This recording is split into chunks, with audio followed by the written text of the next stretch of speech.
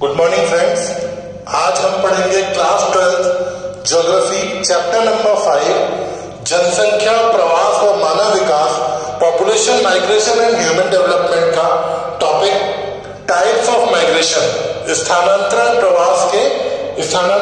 या प्रवास के प्रकार।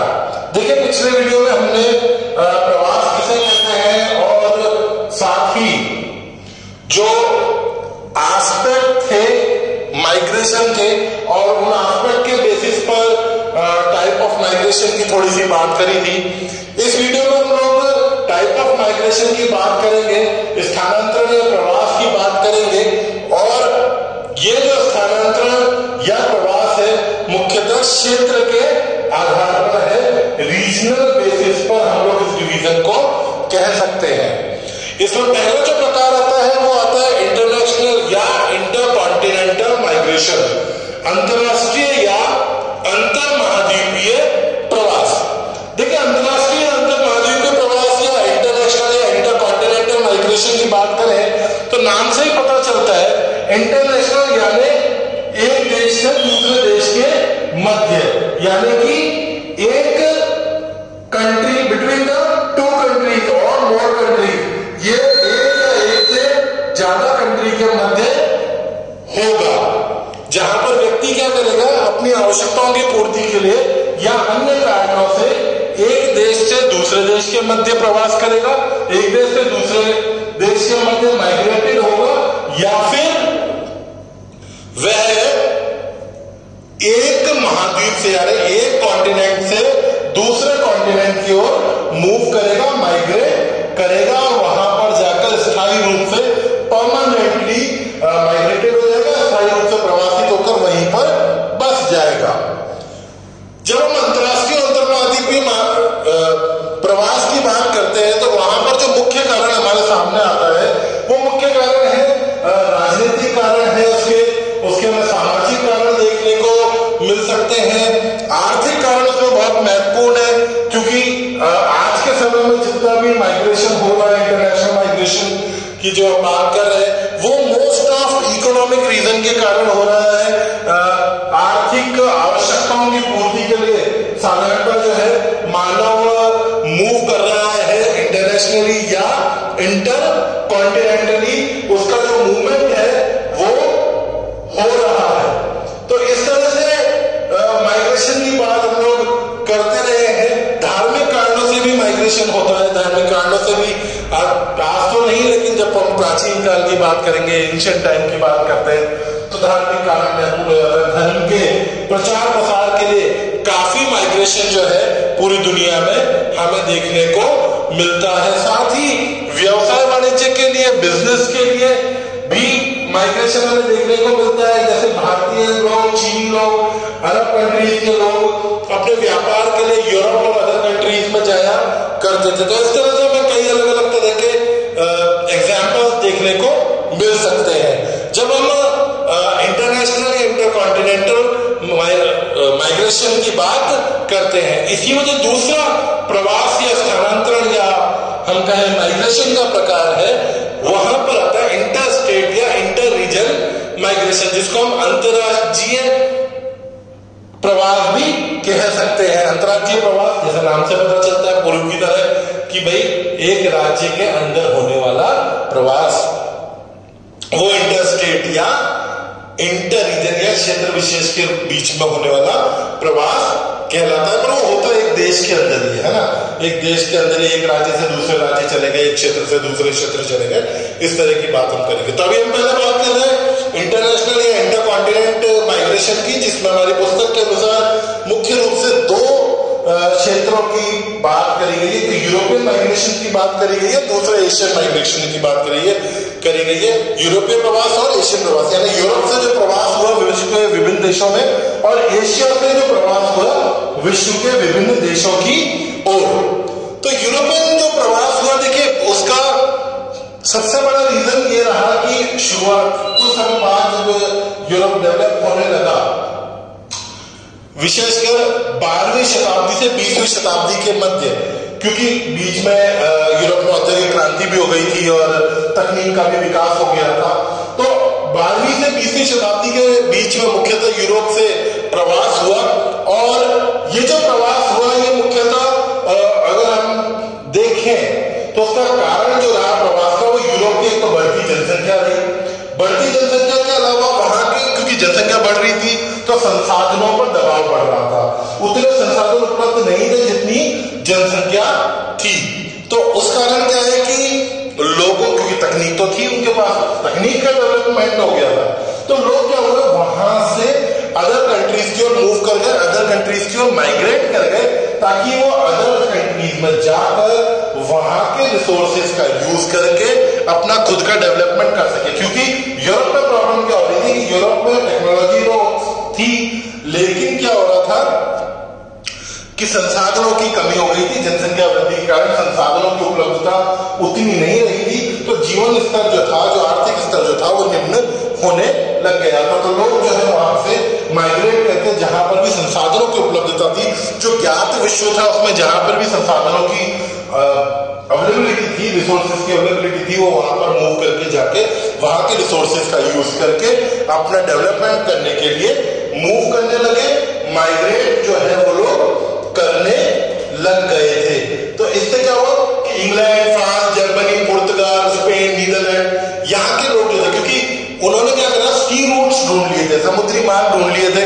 तो इन कंट्रीज ने, स्पेशली जैसे इंग्लैंड की बात करें, स्पेन की बात करें, डच की बात करें, है ना, ये लोग क्या कर रहे थे, यहाँ के लोग जो है समुद्री मार्गों से, सी रूट्स के माध्यम से अलग अलग जगह पे गए, एशिया में गए, अफ्रीका में गए, ठीक है, और वहां जाके वहां के रिसोर्सेज का यूज करके वहीं पर डेवलप, अपने आप को डेवलप बनाने के, वहां के रिसोर्सेज का यूज करा टेक्नोलॉजी के साथ में, और अपने आप को डेवलप करने लगे।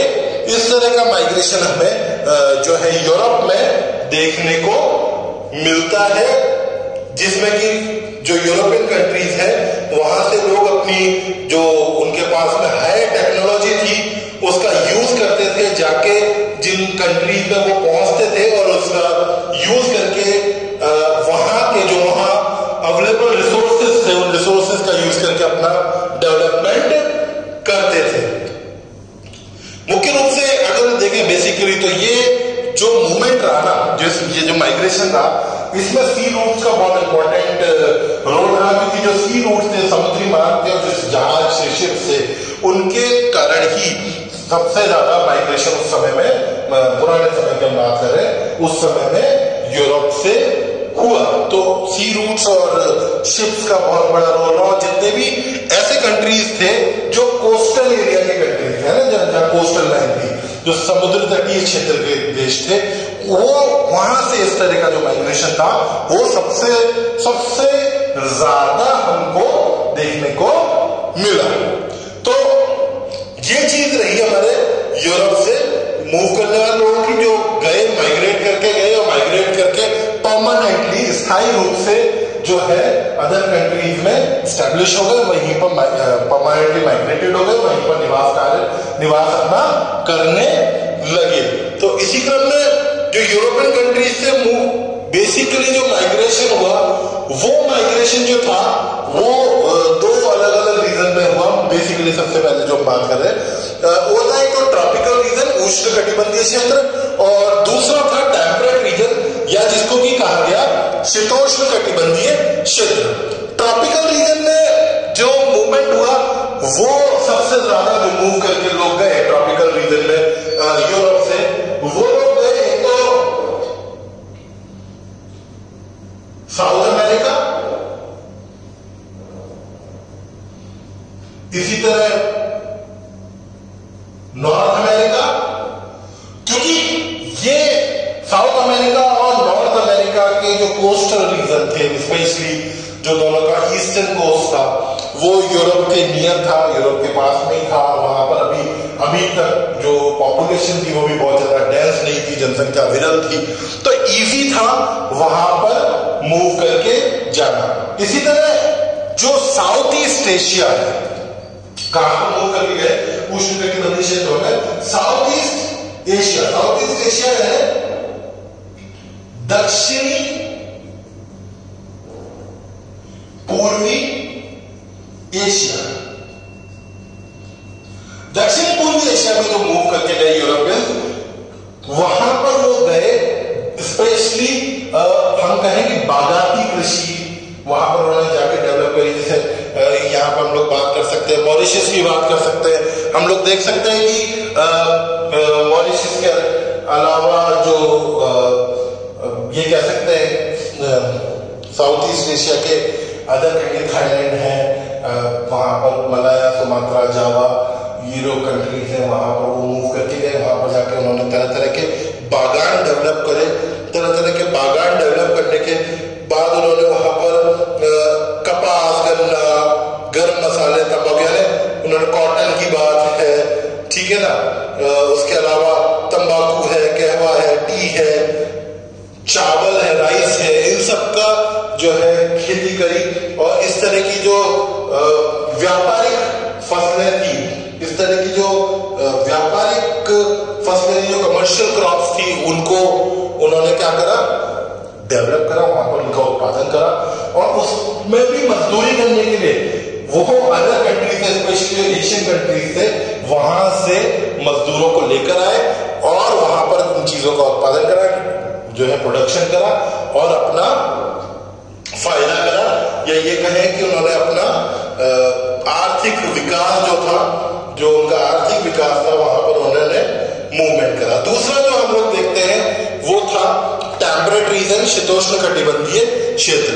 टेम्परेट रीजन या शीतोष्ण कटिबंधीय क्षेत्र जो था, वहां पर जो मूवमेंट हुआ, जो माइग्रेशन हुआ, उसका सबसे इंपॉर्टेंट रीजन ये था कि वहां का जो क्लाइमेट था, वहां की जो जलवायु थी, वो यूरोपियन क्लाइमेट से मैच करती थी। यानी यूरोप की जो जलवायु थे उस जैसी ही जलवायु वहां पर थी। तो यूरोपियन क्लाइमेट से मैच करने के लिए कारण वहां के जो यूरोपियंस थे उनको वहां पर जाकर रहना बहुत अनुकूल, बहुत एडजस्टेबल, बहुत इजी हो गया उनके लिए, उनका रहना इजी था। इसीलिए जो है टेम्परेट रीजन में वो लोग बहुत इजीली मूव करके चले गए और वहां पर निवास, स्थायी रूप से निवास करने लगे। तो टेम्परेट रीजन में जो उनका मूवमेंट हुआ, specially Canada, USA, South Africa, Australia, New Zealand, इन कंट्रीज में उनका मूवमेंट रहा। यहाँ पर वो क्या करे, मूव करके गए और जो है स्थायी रूप से वो वहां पर निवास करने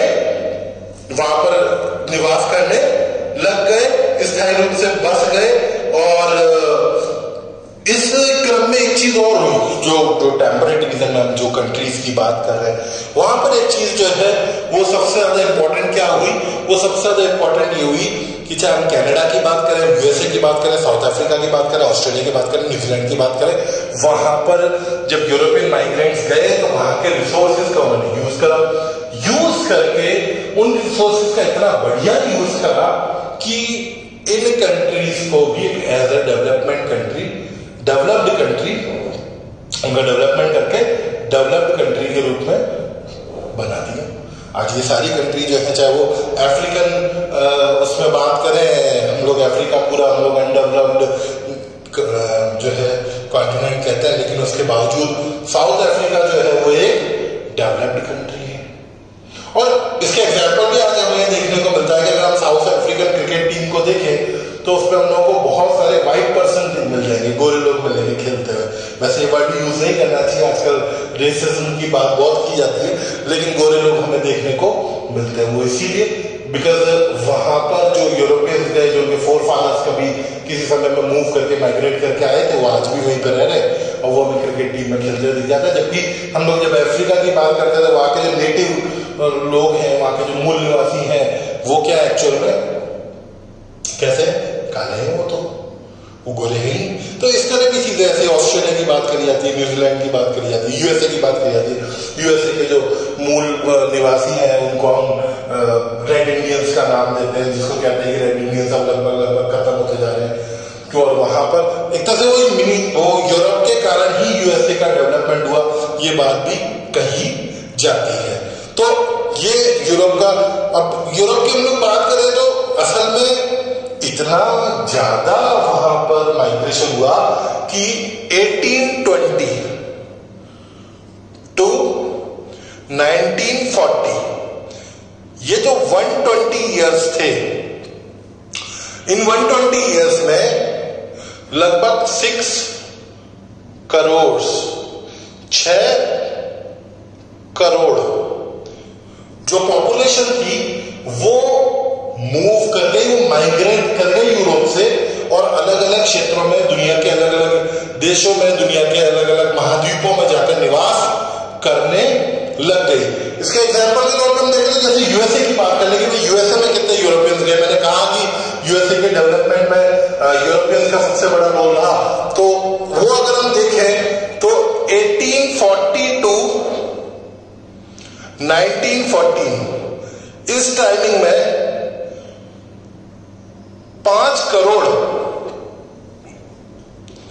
जो पॉपुलेशन थी वो मूव कर गई केवल अकेले यूएसए में। और इसमें भी जो लास्ट के 34 इयर्स थे उसमें 4 करोड़ पॉपुलेशन ने माइग्रेट करा। कहां से? यूरोप से यूएसए में। यूएसए केवल यूनाइटेड स्टेट्स ऑफ अमेरिका में, केवल अमेरिका देश में इतने लोगों ने माइग्रेट करा। तो हम देख सकते हैं कि यूरोप से जो है माइग्रेशन जो हुआ वो कितना बड़ा माइग्रेशन था। तो ये हमने देखा यूरोपियन माइग्रेशन। अब हम बात करते हैं एशियन माइग्रेशन की, क्योंकि एशिया से भी एक बहुत बड़ा ग्रुप शुरू से ही माइग्रेट करते रहा। हम जानते हैं एशिया को हम लोग पुरानी दुनिया के नाम से भी जानते हैं। और ऐसा माना जाता है, जो हमारे एंथ्रोपोलॉजिस्ट हैं, जो हमारे मानव विज्ञानी हैं, वो एक ही बात कहते हैं कि भाई कहीं ना कहीं जो ह्यूमन का, मानव का जो जन्म हुआ था, जो ओरिजिन हुआ था ह्यूमन का, वो एशिया में ही हुआ था। और उसमें भी वो कहते हैं कि मिड एशिया जो था वहां पर ह्यूमन का ओरिजिन हुआ। और वहां पर ओरिजिन के बाद में फिर क्या हुआ कि बार बार जो क्लाइमेट था वो क्लाइमेट चेंज होता रहा। बार बार क्लाइमेट चेंज होने के कारण क्या हुआ कि भाई क्लाइमेट चेंज हुआ, बार बार हार्श क्लाइमेट हुआ होगा, तो लोग जो है वहां से जो लोग थे वो माइग्रेट करके दुनिया के अलग अलग रीजन में चले गए। दुनिया के अलग अलग रीजन में जाकर वो निवास करने लग गए। तो ऐसा पुराने टाइम में। साथ ही एक और बात कही जाती है कि भाई जब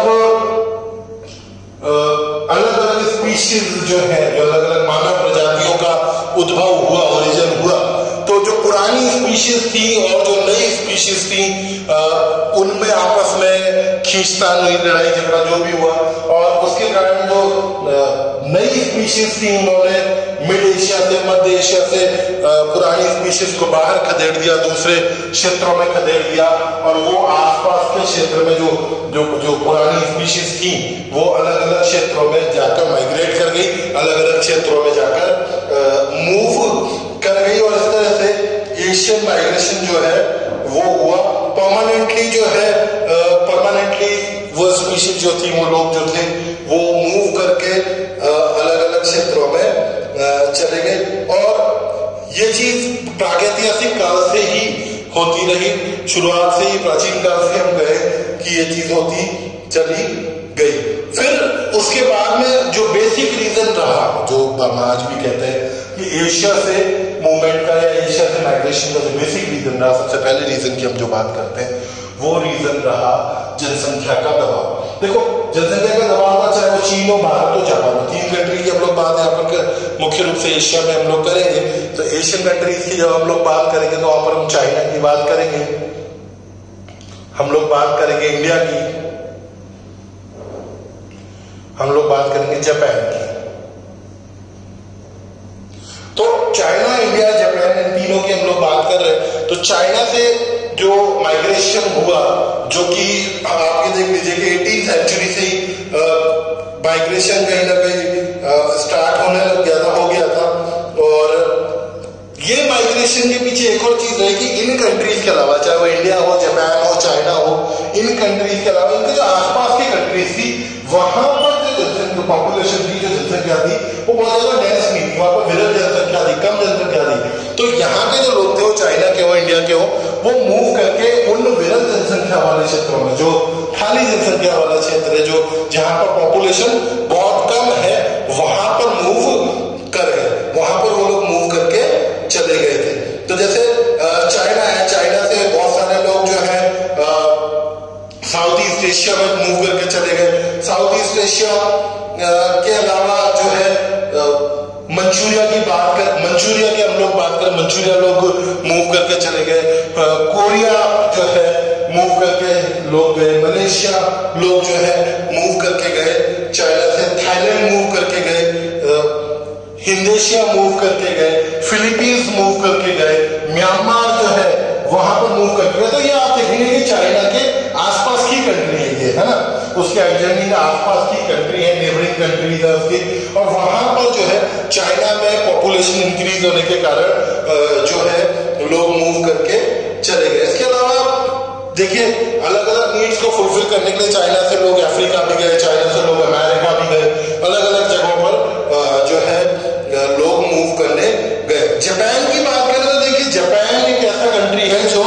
कैसा है, पूरा का पूरा द्वीपीय देश है, जिसको हम एक आइलैंड कंट्री कह सकते हैं, जो बहुत सारे द्वीपों से मिलकर बना है, उसमें बहुत सारे द्वीप है। और वहां पर भी एक वही समस्या है कि वहां पर संसाधनों की कमी है, रिसोर्सेज की कमी है। रिसोर्सेज की कमी होने के कारण, संसाधनों की कमी होने का, जब वहां पर भी जनसंख्या वृद्धि होने लगी, जनसंख्या बढ़ी और रिसोर्सेज कम पड़ने लगे, तो लोग वहां से माइग्रेट करने लगे, वहां से प्रवासित होकर लोग अलग जगहों पर, अलग देशों में, अलग क्षेत्रों में जाने लग गए। और जब वो अलग अलग देशों में गए तो 1880 से 1900 के बीच में, हम लोग एशियन की बात कर रहे हैं, जापान की बात कर रहे हैं, और 1880 से 1900 के बीच में, ईस्वी के बीच में, यहां पर लगभग कितने ईयर हो गए, 20 साल हो गए। इन 20 इयर्स के अंदर जापान से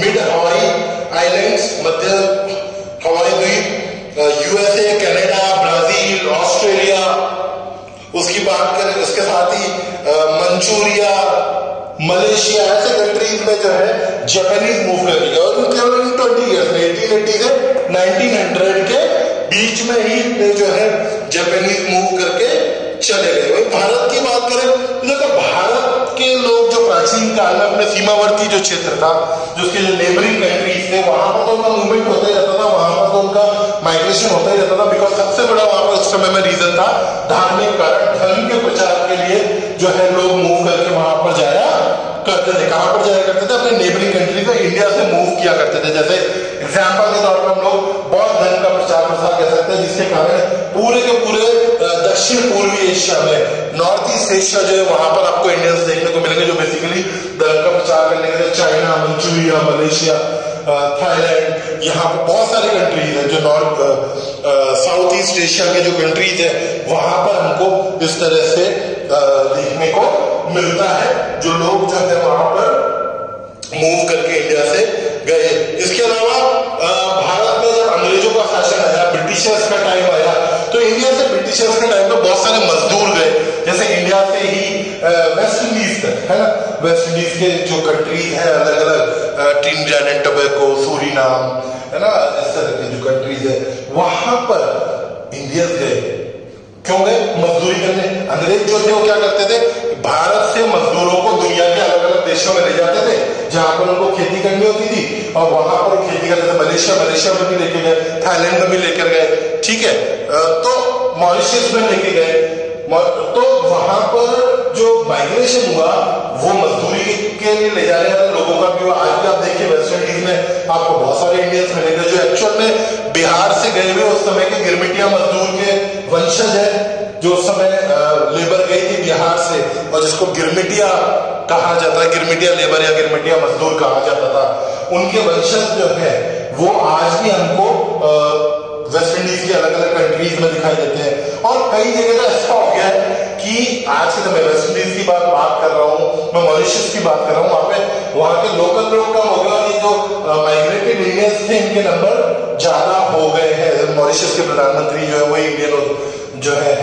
तो इस तरह का भी सिनेरियो हमें देखने को मिलता है कि अंग्रेजों के कारण भी, ब्रिटिशर्स जो है उनके कारण भी इंडिया में बहुत ज्यादा माइग्रेशन हुआ। आज के समय की इंडिया की बात करते हैं तो आज के समय में IT सेक्टर है हमारा, और भी कई सेक्टर्स हैं, बड़ी बड़ी कंपनियों पर जॉब करने के लिए लोग जो है इंडिया से बाहर माइग्रेट करते ही हैं। तो ये हमें इंडिया का, या एशिया में जो हम इंडिया की बात कर रहे हैं, वो माइग्रेशन हमको देखने को मिलता है। तो ये तो बात हुई हमारी अभी तक अंतरराष्ट्रीय या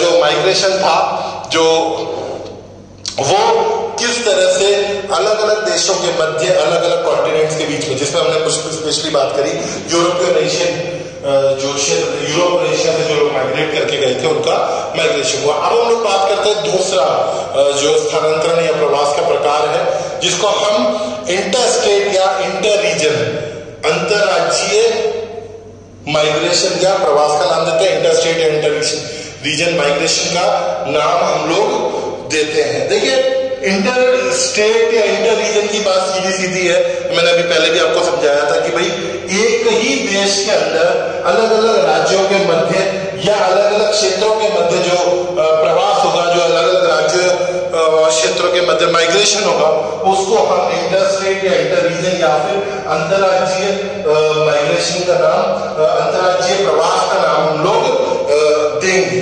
ठीक है, अंतरराज्यीय इसको हम लोग इंटर स्टेट, और इसके अलावा जो है इसको हम लोग एक नाम और देते हैं, जिसको हम कहते हैं, हिंदी में कह सकते हैं अंतरदेशीय। देखिए, अंतरराज्य के साथ साथ हम लोग इसको और क्या कह सकते हैं, अंतरदेशीय। क्यों अंतरदेशीय हमने कहा, क्योंकि एक देश के मध्य ही हो रहा है और राज्यों के बीच में हो रहा है ना, एक देश के अंदर ही हो रहा है और राज्यों के बीच में हो रहा है। तो ये जो अंतरदेशीय माइग्रेशन था, इसको हम लोग दो भागों में विभाजित कर देते हैं। अंतरराज्यीय, वो वहां से ही हमने वर्ड किया, इंटर स्टेट जिसको हम कहते हैं इंग्लिश में, यानी एक या एक से अधिक राज्यों के, एक से दूसरे राज्य के बीच में माइग्रेशन हो, या हम कहें कि एक से दूसरे अन्य कई अन्य राज्यों के बीच में माइग्रेशन हो। तो ये जो माइग्रेशन या प्रवास होता है, इसको हम अंतरराज्यीय माइग्रेशन कहते हैं। जैसे भारत में हम कहें कि भाई कोई व्यक्ति है गुजरात से हरियाणा माइग्रेट कर गया, अब उसके पीछे कारण बहुत सारे हो सकते हैं। उसके कारण आर्थिक कारण हो सकते हैं, सामाजिक कारण हो सकते हैं, राजनीतिक कारण हो सकते हैं। हमारे यहाँ तो महिलाओं का माइग्रेशन एक तरह से कंपल्सरी हो जाता है कहीं ना कहीं विवाह के कारण। तो अंतरराज्यीय या अंतरदेशीय माइग्रेशन उनका तो महिलाओं का लगभग होता ही रहता है, साधारण सी बात है। तो बहुत सारे अलग अलग कारणों से, आर्थिक कारणों से, नौकरी के लिए, अपनी आवश्यकताओं की पूर्ति के लिए, अच्छे जीवन के लिए, स्वास्थ्य सुविधाओं के लिए, पढ़ाई के लिए जो है लोग माइग्रेट करते हैं एक राज्य से दूसरे राज्य के मध्य। ठीक है, तो जैसे मैंने आपको एग्जांपल दिया कि एक व्यक्ति हरियाणा से गुजरात चला गया, या मूव करके गया असम से, वो जो है मूव करके दिल्ली आ गया। तो ऐसे माइग्रेशन हमें काफी देखने को मिलते हैं। और साधारणतः ये जो माइग्रेशन होता है ना, ये माइग्रेशन अधिकतर लोग जो मूव करके जाते हैं वो ऐसी जगहों पे मूव करके जाते हैं जो बड़े शहर होते हैं, जो आर्थिक रूप से विकसित क्षेत्र होते हैं। वहां पर अधिकतर लोग कम विकसित क्षेत्रों से मूव करके जाते हैं। जब हम इस तरह, क्योंकि जो आर्थिक रूप से विकसित है वो शैक्षिक रूप से ही विकसित होगा, वहां पर नौकरियों की सुविधाएं भी, नौकरियों की जो हम कह सकते हैं कि प्रोबेबिलिटी जो है वो ज्यादा होती है। तो लोग वहां पर मूव करके जाते हैं, लोग वहां पर उन जगहों पर जाते हैं, निवास करते हैं और जो है अपनी आवश्यकताओं की पूर्ति करते हैं अलग अलग क्षेत्रों में जाकर। इसका एक एग्जाम्पल हम देख सकते हैं कि अजमेर में जब रेलवे कारखाना खुला, तो अजमेर ऑब्वियसली राजस्थान में है, तो जब रेलवे कारखाना खुला तो यूपी और बिहार से बहुत सारे लोग उस कारखाने में जॉब करने के लिए आए, जो अब यहाँ के स्थायी निवासी, परमानेंट रेजिडेंट बन गए, यहीं पे स्थायी रूप से निवास करने लग गए हैं। तो इस तरह का माइग्रेशन अलग अलग क्षेत्रों के बीच में और अलग अलग राज्यों के बीच में हमें देखने को मिलता है। इसी क्रम में हम लोग, अभी तो हमने भारत की बात करी, हम लोग बात करते हैं यूएसए की। अब यूएसए में भी जो है इंटर स्टेट माइग्रेशन होता है। इंटर स्टेट माइग्रेशन के कारण वहां पर क्या हुआ, वहां पर यातायात की सुविधाओं के विकास के कारण है, ट्रांसपोर्टेशन में और जो मूवमेंट था उसके डेवलपमेंट के कारण क्या हुआ कि जो लोग पूर्वी तटीय क्षेत्र में रहते थे, पूर्व में ईस्टर्न कोस्टल रीजन में रहते थे, वो मूव करके वेस्टर्न पार्ट में भी रहने लगे। क्योंकि पहले वहां पर वेस्टर्न पार्ट में जो है यातायात की जो सुविधाएं थी वो उतनी ज्यादा डेवलप नहीं हुई थी, लेकिन जब डेवलप हो गई तो लोग वहां से मूव करके कहां जाने लगे, उसके ईस्टर्न पार्ट से वेस्टर्न पार्ट की ओर, यानी पूर्वी क्षेत्र से पश्चिमी क्षेत्रों की ओर मूव करने लगे, प्रवासन कर गए, वो माइग्रेट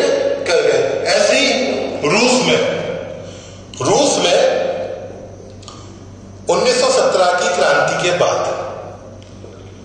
1917 की क्रांति के बाद जो है अलग अलग क्षेत्रों से लोग मूव करके साइबेरिया की तरफ मूव कर रहे। साइबेरिया जो ठंडे मरुस्थल के रूप में जाना जाता है, बहुत ज्यादा उपजाऊ नहीं माना जाता, लेकिन जो है लोग जो है पूर्वी और पश्चिमी रशिया से मूव करके, यानी ईस्टर्न और वेस्टर्न रशिया से मूव करके साइबेरिया के एरिया में मूव करके साइबेरिया के फार्म्स में जाकर वहां पर निवास करने लगे, वहां पर अपना कार्य संपादित करने लगे। तो इस तरह से पूरी दुनिया में, अभी हमने इंडिया की बात करी, रशिया की बात करी, यूएस की बात करी कि वहां पर इंटरस्टेट माइग्रेशन किस तरह से हुआ।